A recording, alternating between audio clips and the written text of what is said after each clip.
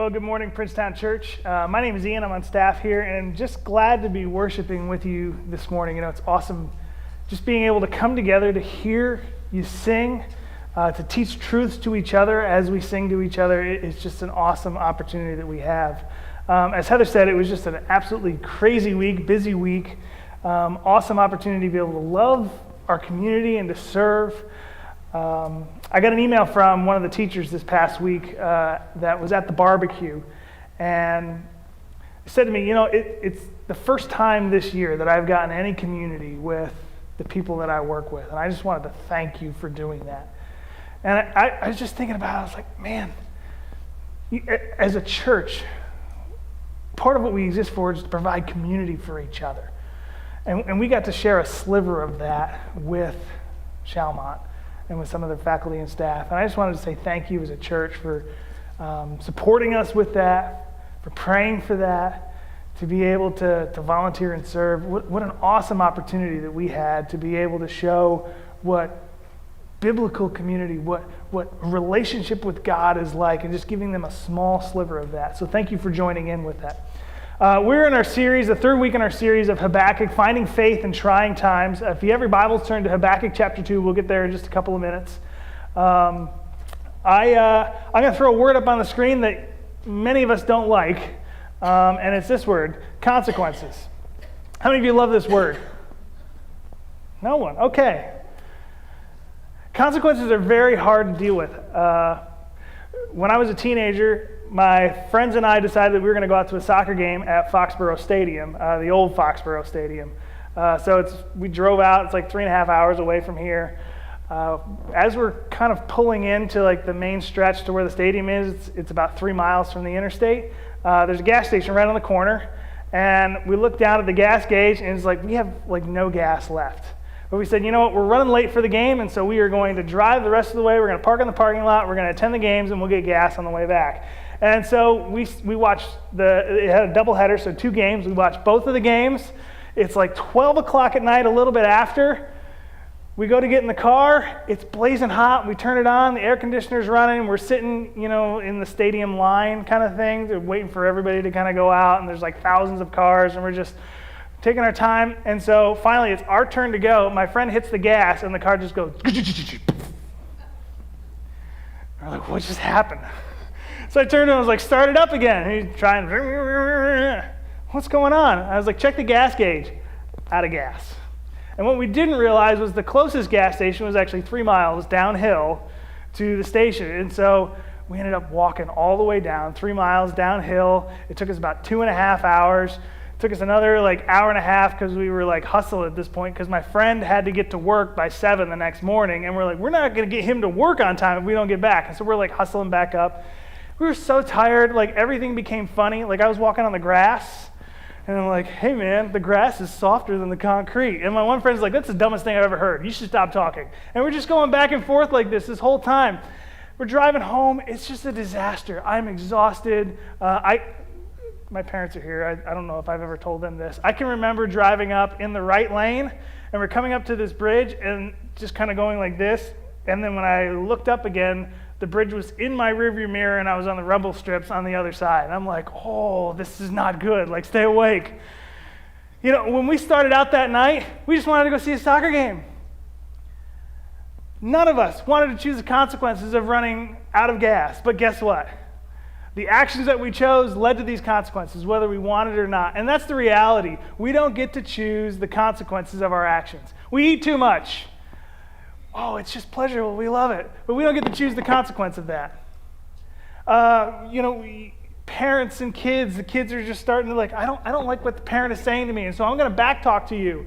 Well, they might feel that that's a good idea, but they don't really get to choose the consequence that comes off of that, do they? Parents and adults, as you're at work, your boss is driving you nuts, and you're just like, I can't deal with this. And so you tell them off. You feel good about it, right? But you don't get to choose the consequence that comes off of it, do you? And we can say that we don't want our consequences, but the reality is that in the Bible and in our life, we can see that we don't get to choose consequences. We don't get to choose the consequences of approaching God in our own way. Most of the time, we're like, like I like God, but like I want to kind of meet him on my terms when it's convenient to me, and so I'm going to worship him in my way and do the things that I want, and I just want him to accept me. And it's all about the way that we want to approach it. And the reality is that, well, there's consequences to that, whether we want it or not. And so the question for us as we're looking at Habakkuk 2 this morning is this: what are the consequences of seeking our own way? Oh, and the screen went out.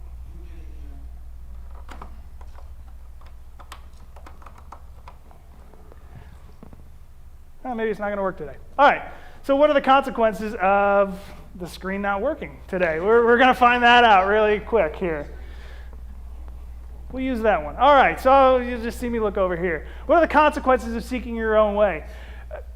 God is going to answer Habakkuk in this book. Habakkuk has a bunch of questions. God, are you just? Can I trust you? What are you doing? And he finds out that while they are facing difficulty, extreme evil in their society, Habakkuk's like, God, what are you doing with this evil?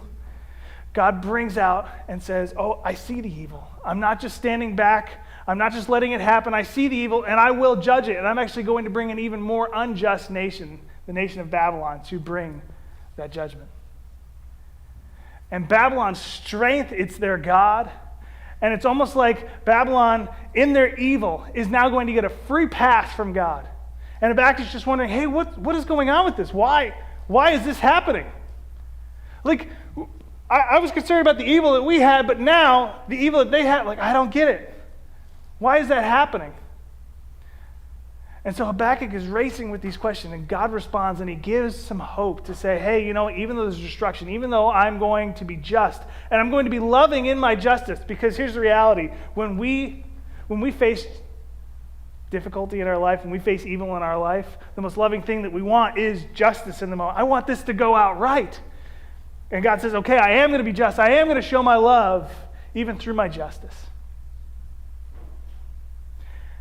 Babylon is not going to get a free pass. But even in my justice, I am going to give hope of life in trusting in me. And as God says this, he's going to declare 5 woes on Babylon and 2 reminders for us. Well, what is a woe? Well, a woe it's a statement drawing attention to a wrong that's happening or a judgment that's going to follow. We normally don't use this word. You know, like I go into my kids' room and like it's a mess. And I don't normally say, woe to you for leaving your room messy. Normally I'll ask a question, but it's not really a question. What are you doing? Right? It's not really a question, it's a statement. And it's a statement for them to realize, hey, something is wrong, and there's going to be some other sort of consequence and interaction off of it. But how are we going to deal with this? What are we going to do? It's a question implying correction. And as God is doing this, he is saying, okay, woe to you, Babylon, for what you're about to do. Woe to you, Babylon, for going your own way. And if we're honest, we can relate to this, because you're going to find while some of the evils that Babylon has done are very extreme, and you're going to look at it, I can't relate to that at all. But the heart underneath it and what Babylon does, we might be able to relate to a lot of that. And so let's look at Habakkuk chapter 2, verses 6 through 8, and this is what it says. Shall not all these take up their taunt against him, with scoffing and riddles for him, and say, woe to him who heaps up what is not his own? For how long? And loads him with pledges. Will not your debtors suddenly arise, and those awake who will make you tremble? Then you will be spoil for them, because you have plundered many nations. All the remnant of those people shall plunder you. For the blood of man and violence to the earth, to cities and all who dwell in them.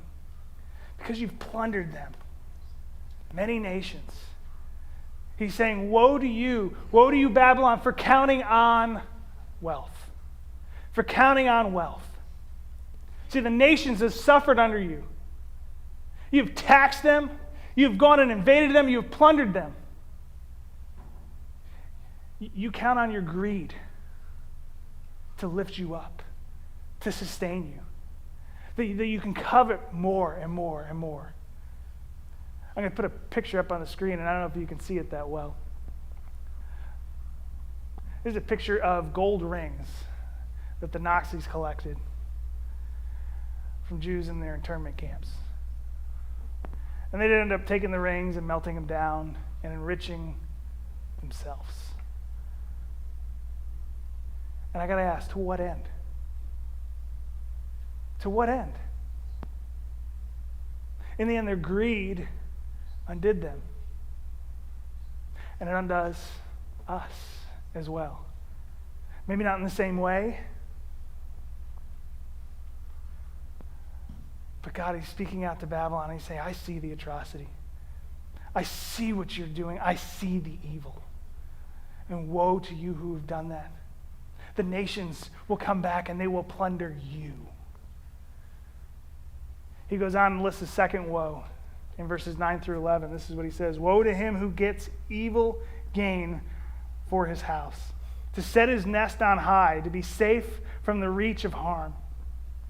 You have devised shame for your house by cutting off many peoples. You have forfeited your life. For the stone will cry out from the wall, and the beams from the woodwork respond. Woe to him who gets evil gain for his house, sets his nest on high to be safe. Woe to you who count on safety. Woe to you who count on safety. That all of what they were doing was so they could be safe. It's like a bird who swoops in from their nest, grabs their prey, and then heads up back to the nest for safety as they've left destruction in their wake.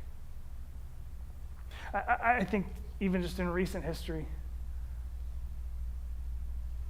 some of the massacres that we've seen, the Armenian genocide, Mao in China, Tiananmen Square, the conflict in Darfur, Soviet leaders who are away from their battlefield in the safety of their home, in the safety of their place. I think even of our own country, a picture of a beautiful house here. It's a slave plantation. These beautiful pillars that are there, that it's like they cry out the atrocities that have happened. When we look to safety and comfort at the expense of others. And God is saying, woe to you who do this. Woe to you, Babylon, for living this way. He reminds us in verse 10 again. He says, you have devised shame for your house by cutting off many peoples. And so what's the consequence? What happens off of this? This is not what they wanted. This is not what they choose. But what is the consequence that comes with living this way? You have forfeited life. The thing that they are trying to maintain, their own safety so that they can live. Their actions have brought about that they actually forfeit their life. In an effort to save their life through sins, they lose it. He goes on with a third woe in verses 12 through 14. It says, woe to him who builds a town with blood and founds a city on iniquity. Behold, it is not from the Lord of hosts that people labor merely for fire, and the nations weary themselves for nothing. For the earth will be filled with the knowledge of the glory of the Lord as waters cover the sea. Woe to him who builds a town with blood and founds a city on iniquity. And what does it all amount to? Nothing. They're seeking after their own personal glory. They're seeking after their own glory through violence, injustice, gain from others so that they can be lifted up. But does it last? Does it last? It won't last. Is Babylon here today? I mean, we see some remnants of the city, but like as a culture and as a world power, are they here? No. It all amounts to nothing. Back in October 2019, I got the privilege of taking my family and going with my family for my sister's wedding in Scotland. And while we were in Scotland, we decided to go up to Loch Ness, and just a picture of one of the castles, the ruins of one of the castles there on Loch Ness. And I remember getting there, and we're just kind of all excited to be able to go through, and I'm a little bit of a history nerd sometimes. So like we're trying to walk through, and like there's that plaque, and the rest of the family was like, come on, let's go into the castle. I'm like, let's read the plaque. Oh my goodness, this is great. And so I'm reading the plaque about it, and they're talking about how, for generations, like different kings of this area had fought over this land and how they protected it from invaders, and then invaders took over, and now they're back and forth. And I'm like, wow, that was a lot of bloodshed and a lot of difficulty over this castle and over this land. And what did it amount to? I can only imagine being back there thousands of years ago as they were fighting over it. That going through their mind, it was one of the difficulties that I had when I was there. I had to wait like 15 minutes for a ticket, and I was annoyed about it. That they're going, man, bloodshed, and we're going to defend this place. Also, he can get a ticket and walk through.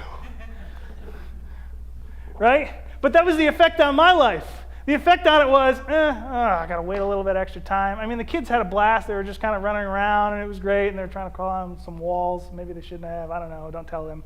But it was a good time. But it didn't last. It didn't last. And how often in life do we seek after our own personal glory for people to look at us and say, okay, yes, they're what it's all about. I can trust them. Oh, yes. They're great. And we live our lives pointing towards us. And God reminds us in verse 14 in Habakkuk. He says this, for the earth will be filled with the knowledge of the glory of the Lord. The earth will be filled with the knowledge of the glory of the Lord as the waters cover the sea. This is the reality. The reality is not, hey, get what you can while you're here. Maybe you get lifted up a little, but in the end, it doesn't really last. The reality is that God always wins. That God always gets glory, whether we want to give him glory or not. We had a wedding here this past week. Melissa and Christopher got married. It's just awesome. And as I think about weddings, one of the words that comes to mind is glorious.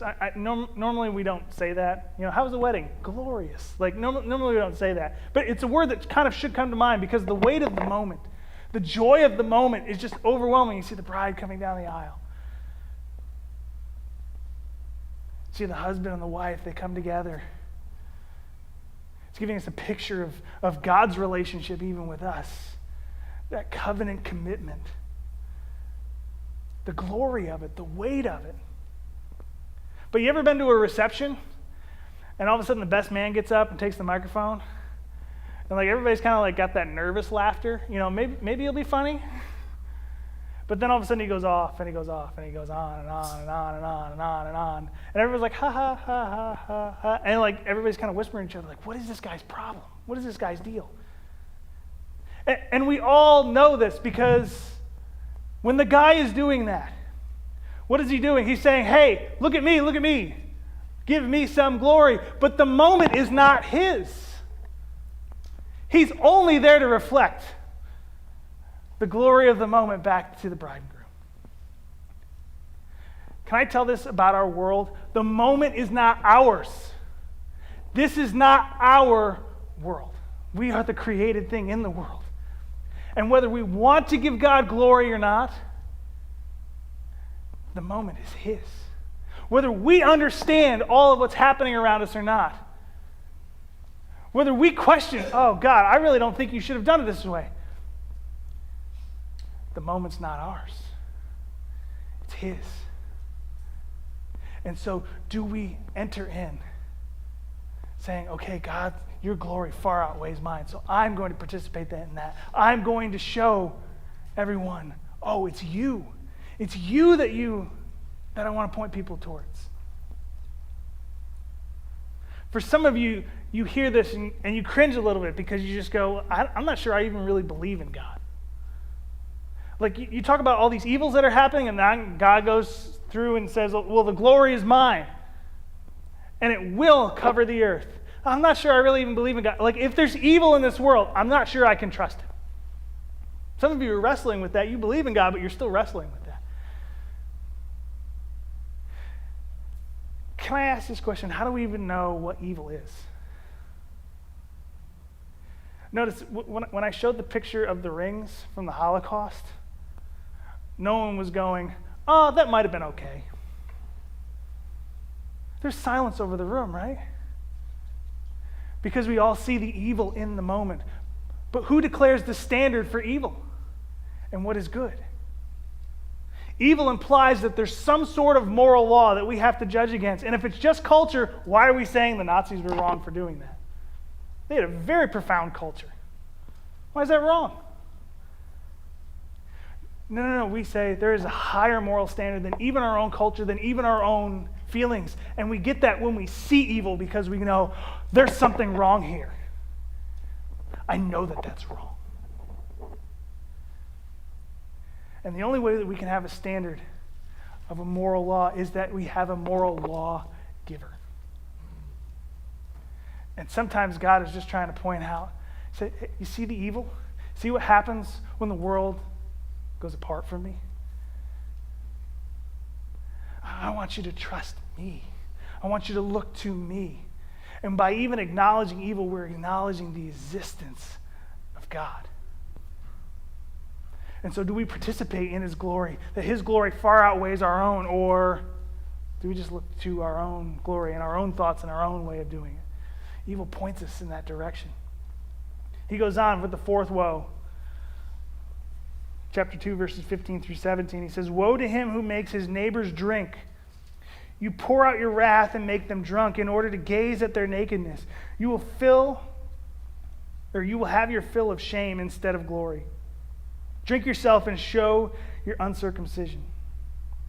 The cup in the Lord's right hand will come around to you, and utter shame will come upon you. The cup in the Lord's right hand will come upon you. Remember that. God's wrath is coming. It's like His cup is being poured out over you, Babylon. The cup of His judgment is being poured out over you for your evil. The violence done to Lebanon will overwhelm you, as will the destruction of the beast that terrified them. For the blood of man and the violence to the earth, to the cities and all who dwell in them. At the beginning, did you catch what he was saying? It's like, hey, okay, we're going to make you drunk so that we can feel even better about ourselves. And I don't know whether he's talking about actually to where they're physically making them drunk, or they're just saying, hey, we're going to try to indoctrinate you over to the way that we think so that we don't have to feel shame on our own self. And this is what God is saying. Woe to you who count on pleasure. Woe to you who count on pleasure. That you're encouraging to join into evil so you don't have to feel shame about yourself. And then looking for the pleasure, and looking for pleasure as what would satisfy you most in life. You're actually filling up the cup of wrath on your life. He goes on with the fifth woe in verses 18 through 20. It says, what profit is an idol when its maker has shaped it, a metal image, a teacher of lies? For its maker trusts his own creation when he makes speechless idols. Woe to him who says to a wooden thing, awake, to a silent stone, arise. Can this teach? Can these things teach us? Behold, it is overlaid with gold and silver, and there is no breath at all in it. And then catch the contrast here. But the Lord is in his holy temple. The Lord's in his holy temple, alive. Let all the earth keep silent before him. Woe to you who count on other gods. Woe to you who count on other gods. Woe to you who trust in something other than God. Most of the time, we don't have a small little wooden idol that we've created, and it's like in our bedroom. We go down and like we feed it food and we worship. That's not really how we practice. But we worship other created things like ourselves. Who do you count on most in your life? Who do you trust most in your life? Most of the time, it is us. It's the way I view things, the way I look at things. It's the way that I can make something happen in this circumstance. And Babylon is doing the exact same thing. They're counting on other gods. They're trusting in other gods. Woe to you who does that. Woe to you who says, okay, strength is my God. Throughout the book, we've been dealing with this kind of contrast. Either strength is your God or God is your strength. Strength is your God or God is your strength. And Habakkuk is wrestling with this. God has just shared, okay, this is what I'm going to do with Babylon. And then this is the last time that God speaks in the book. And Habakkuk kind of takes a step back. I can just imagine this in my mind. He takes a step back. He's like, okay, God, when's this going to happen? Can I take it to the bank? Can I trust it? See, Habakkuk still, he doesn't know the timing on any of this. He doesn't know how it's all going to work out. We're going to find out in chapter 3 that he responds by saying, okay, God, I'm going to trust you in this. See, what Habakkuk doesn't know is that years later, probably even after he's dead, the nation of Judah is going to be taken away by Babylon into captivity. And there in Babylon, they're going to be there 70 years. As they're in Babylon 70 years, in captivity, under oppression,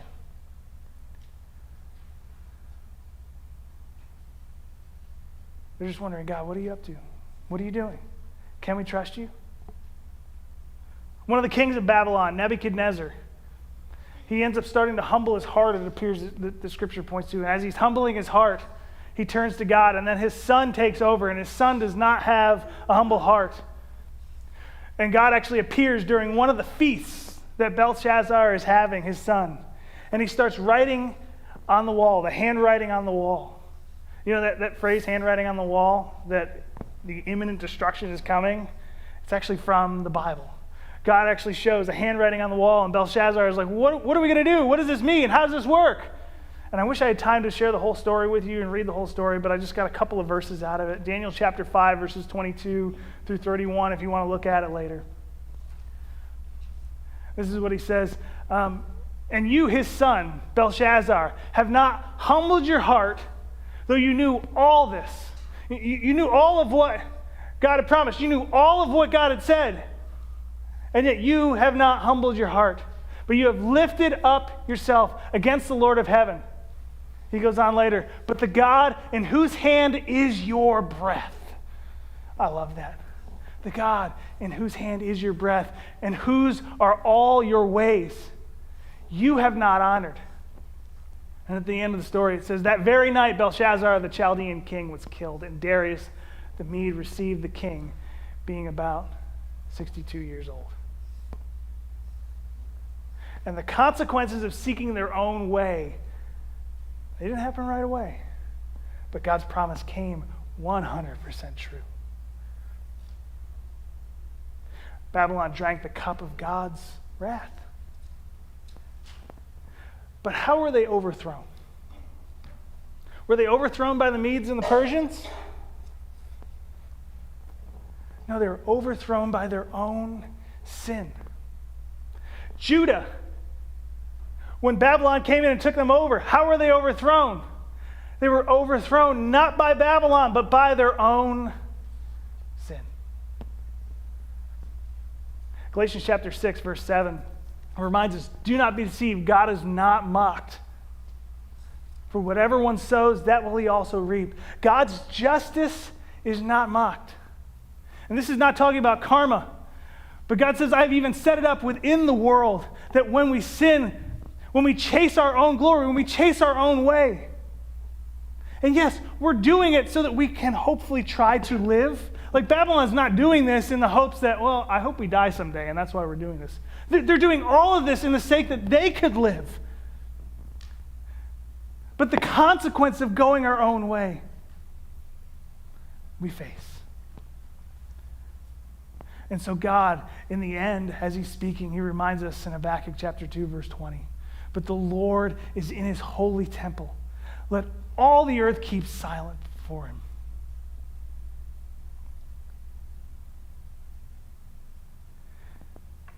God has victory in the end. Do we trust him with that?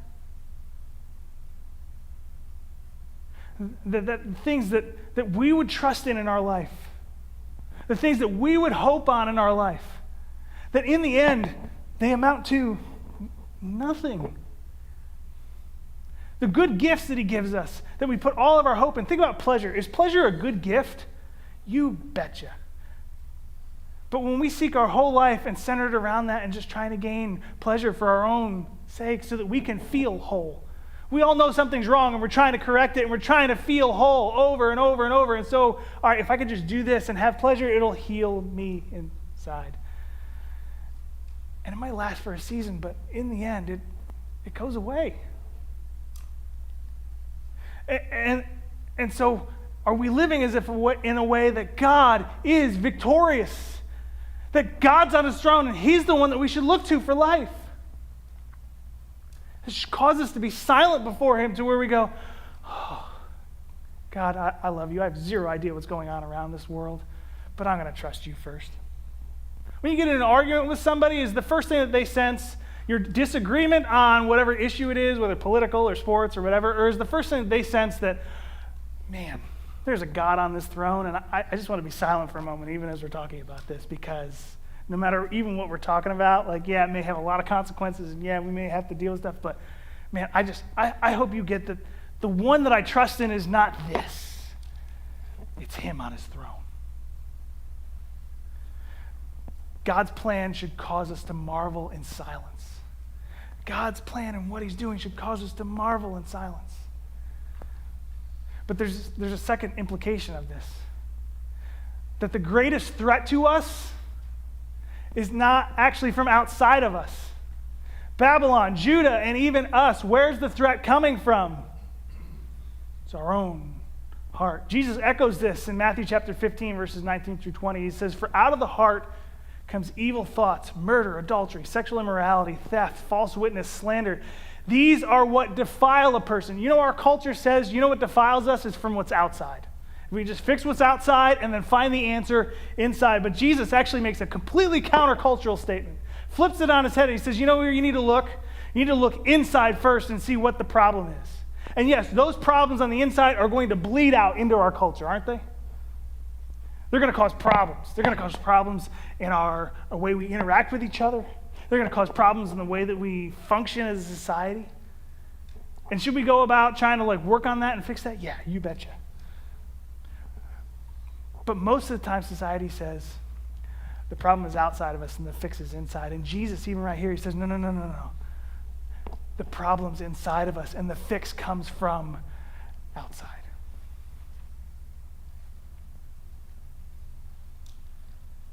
You say, well, I don't murder, but Jesus goes, well, if you even have a thought of anger in your head towards someone, it's as if before God that you have murdered them. Anybody ever done that? That word for sexual immorality, it's actually the word porneia. We get our word pornography from, and it's literally the catch-all word that Jesus uses. Any type of sexual activity outside the bonds of marriage between a husband and wife. So lust, what you look at online. We're like, oh, I don't get satisfied, so I need to go find it somewhere else. I need to go against what God's design is so that I can find some sort of pleasure and satisfaction. Isn't that what we're searching for in our culture? Isn't this the mantra of our culture? If you can just find who you are in yourself. And as Jesus is reminding us of this, he's like, no. I can remember years ago cooking something. I don't even remember what it was. I just remember it called for 2 tablespoons, and I thought it said salt, and I put it in, and I put 2 tablespoons of salt in, mix it up or whatever, and then I started eating it, and then went back. I can't even describe how bad it was. And I went back and I looked, and it didn't say salt, it said sugar. And no matter what I could do, I just couldn't get it out because what was in it was what defiled it. And so do we recognize even in our own life that our greatest threat does not come from outside? The greatest threat to us is actually not an opposing political party. It's not the culture wars.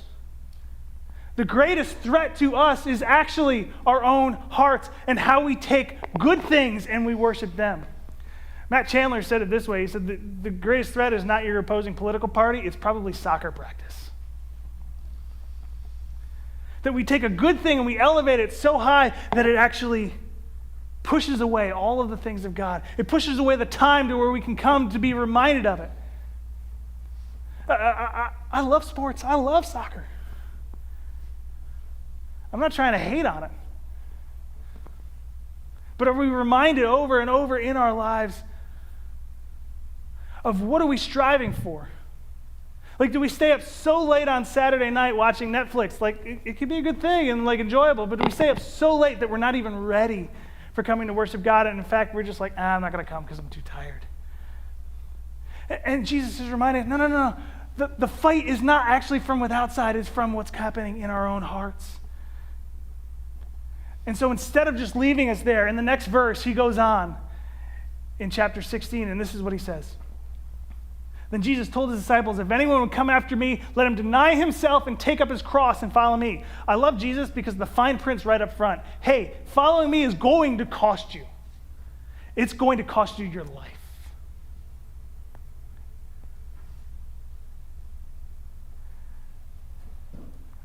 But he goes on and says, for whoever would save his life will lose it. Have we heard that before in Habakkuk? Everything we're striving for to save our life, guess what? It brings about loss. But whoever loses his life for my sake, for trusting me, will find it. For what will it profit man if he gains the whole world and, again, you hear it again, he forfeits his soul? Jesus is trying to remind us here. He's like, hey, I'm not trying to expose the sickness in your own hearts and in your own life so that you can just walk away and go, man, God hates me. I'm trying to expose it so that you see it, and then instead of running after that, where the consequences are already there, he's saying, no, turn to me so you can live. Trust me so you can live. What shall a man give in return for his soul? I can't earn this. For the Son of Man is going to come with his angels in the glory of his Father. And then he will repay each person according to what he has done. He is going to be just. When Jesus returns, he is going to be just. And it's like he's screaming to us, trust me. I got to be honest with you. This message is completely countercultural. This is kind of offensive, isn't it? It really is. But Jesus is even saying, I'm willing to offend you so that you can find life. That's what I long for you to have. And deep down, you kind of know that it's not there either. The things that you search after, they give you pleasure for a moment, whether it's wealth, whether it's your own safety, whether it's your own personal glory, whether it's pleasure, whether it's just trusting yourself as your own God. It doesn't satisfy, does it? It holds up for a little bit, but then leaves you wanting for more. Tim Keller, he says this, if you don't live for Jesus, you will live for something else. Will those things be enough? Will they die for you? And I love this. Just before Jesus goes to the cross, he's praying in the garden. He's asking the disciples to watch with him. Remember Habakkuk chapter 2? Hey, watch out for what the Lord is doing. And they all fall asleep. They're not watching with him. And yet Jesus goes in the vulnerability in the moment, in the pain of the moment. He turns to them in Matthew chapter 26, verse 39, and says, and going a little farther, he fell on his face and prayed, saying, my Father, if it be possible, let this cup pass from me, the cup of God's judgment. Right from Habakkuk. The judgment for sin, the consequence of sin that is going to be poured out. Let this cup pass from me, but nevertheless, not as I will, but as you will. Not my glory, but yours. And Jesus goes to the cross. And he makes us right before God, not by what we do, but because of what he has done. See, the consequences of our actions, the consequences of our sin, the consequences of choosing and going our own way, we can pay for them or Christ can pay for them. I'll leave you with this statement. You can get glory and pay for your sins, or God can get glory and Christ pays for your sins. It's the hint that Habakkuk is trying to even help us to see here. It's like, I will be just and I will pay for it. But you can pay for it or Christ can pay for it. So which consequence will you choose? Whose glory will you choose? What are your actions showing in your life? Man, when we're facing the brokenness in this world, just going to somebody and being like, yeah, everything's good, Jesus is good, like it's all good. You know, we all kind of know that that's fake, right? Because life is hard. Some of us are facing what seems like literal hell. Our bodies are failing, our life is failing around us, and we're just like, And you know what stands out in those moments? Not, hey, everything works out and it's all fine. You know what stands out in those moments? Like, I have somebody that I can count on that's made me right with God, and so I can be in silence in this moment and trust him. And I don't know what's going to happen. I don't know if my body's going to fail. I don't even know if I'm going to die, but oh man, I can trust him. I don't know if my country is going to fall apart. I don't know if my family's going to fall apart, but man, God had a plan then, and I know he's got a plan now, so I'm just going to sit in silence before him. You see what God's drawing us into here? That you can actually have peace in the worst of times. And he's saying, don't follow after that way. Follow me. It'll cost you everything, but I'll give you life. The mystery of the cross, I cannot comprehend. The agonies of Calvary. You, the perfect Holy One, crushed your Son and drank the bitter cup deserved for me. Oh, your blood has washed away my sins. Jesus, thank you. The Father's wrath completely satisfied. Jesus, thank you. I was once your enemy. Now I'm seated at your table. The table of fellowship, the table of communion, the table of life. I can go to you and have life even in the worst of moments. Oh, Jesus, thank you. Let's pray. God, I ask that you would soften our hearts this morning, that we could catch a grander view of what you might actually be doing. That you're not going to let evil go. And that you don't want us to walk down the path of evil, not because, if we just do these things, we can earn it. Not because of, I just want you to not have fun and not have pleasure and not have wealth and safety. No. God, help us to see that you want to give that to us in Jesus. And it might not look the way that we want it to, as the whole book of Habakkuk is kind of turned on us with. That maybe we long for safety and we don't have it. But God, that we could have safety and pleasure and riches beyond what we could imagine in you. That we don't have to turn inward to try to find out who we are. That you can reveal who we are. And even in our sickness and in our brokenness, you say, I don't reject you, I accept you. And I will die for you. Lord, let us live with that hope this week. Let us go into that next doctor's appointment with that hope. Let's go into the next decision of what we're going to watch with that hope. God, let us teach our children to look and see that hope. That Jesus has paid it all for us. And we can trust him day in and day out. And that what Habakkuk didn't know, and God, we don't know what you're up to even right now, we know that you're up to this. And your glory will shine throughout the earth. Lord, let us participate in that. In Jesus' name we pray. Amen. I want to invite you to stand and sing. If you want to sit and contemplate, but let's remember the cross of Jesus and what he's done for us. Let's sing Jesus, thank you.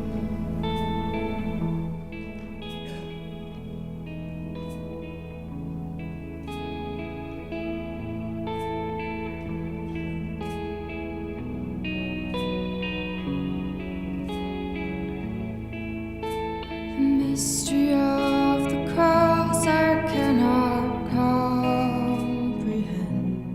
The agonies of Calvary. You, the perfect Holy One, crushed your Son, who drank the bitter cup reserved for me.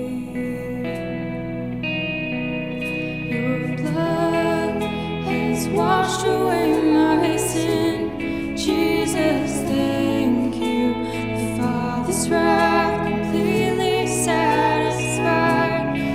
Jesus, thank you. Once your enemy, now seated at your table. Jesus, thank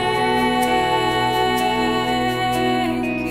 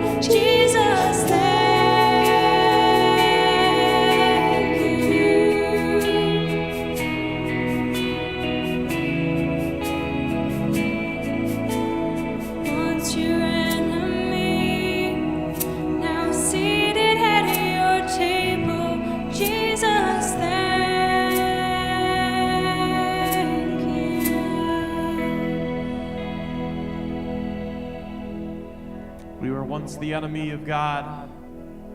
We had sin that cursed us, but God came down and rescued us. He adopted us into his kingdom. so that we are now sons and daughters of the Almighty God. We are sons and daughters of the King of Kings. Let's sing out praise to the Father, praise to the Son, praise to the Spirit, 3 in 1.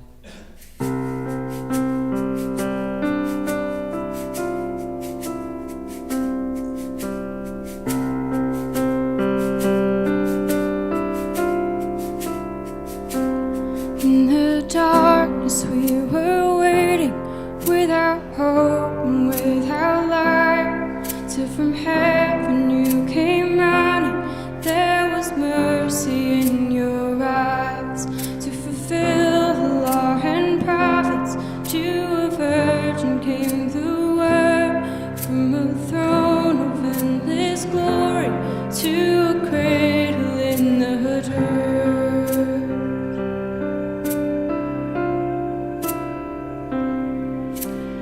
Praise the Father, praise the Son, praise the Spirit, 3 in 1. God of glory, majesty, praise forever to the King of Kings.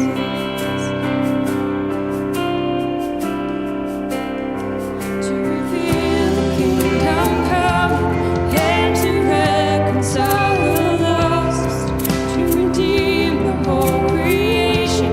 You did not despise the cross, for even in your suffering, you saw to the other side, knowing this was our salvation.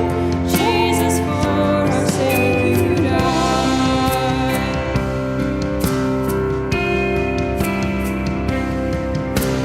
Praise the Father, praise the Son, praise the Spirit, 3 in 1. God of glory, majesty, praise forever to the King of Kings.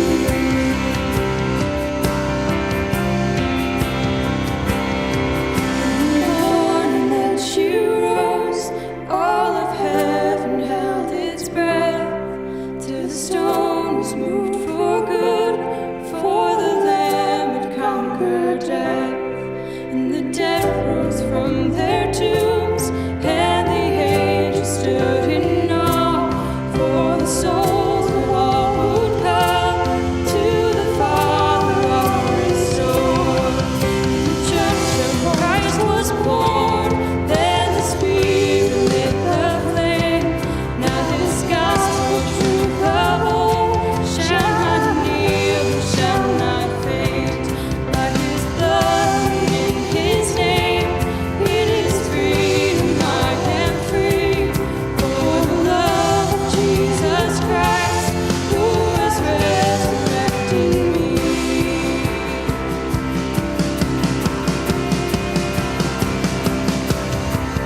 Praise the Father, praise the Son, praise the Spirit, 3 in 1.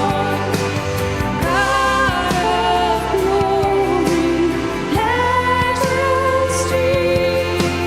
praise forever to the King of Kings. Praise forever to the King of Kings.